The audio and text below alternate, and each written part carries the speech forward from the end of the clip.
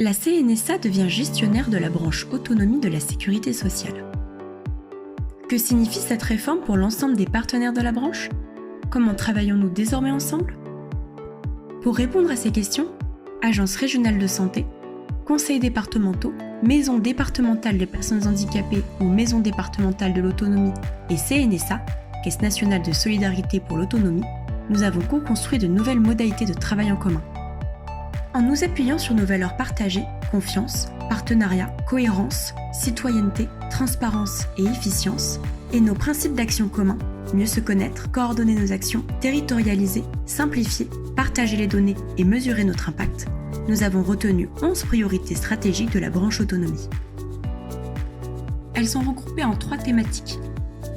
Améliorer le service rendu aux personnes âgées et aux personnes handicapées, organiser l'offre pour mieux répondre aux besoins de ces publics et leurs aidants, et gagner en efficience. Pour progresser sur les priorités de la branche autonomie, nous avons défini de nouvelles modalités de fonctionnement partenarial.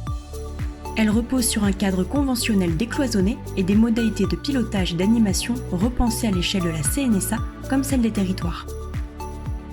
Une convention territoriale unique, CNSA, conseils départementaux, agences régionales de santé, MDPH-MDA, décline les priorités stratégiques selon les spécificités locales. Cette feuille de route intègre des indicateurs clés qui seront consolidés dans un rapport de branche. Elle est suivie par une instance territoriale de l'autonomie. L'animation de la branche s'organise à plusieurs échelles. Des journées nationales, organisées par la CNSA tous les 2 ans, mettent en lumière les avancées sur les principaux sujets de coopération. Des rencontres territoriales annuelles, organisées à l'échelle régionale et interdépartementale, mesurent les progrès sur la qualité de service et l'organisation de l'offre. Elles sont l'occasion de partager les bonnes pratiques des territoires. Des groupes techniques thématiques favorisent le partage d'expertise chaque fois que nécessaire. Notre réflexion collective a fait émerger les premières thématiques sur lesquelles travailler ensemble dans ce nouveau cadre de coopération.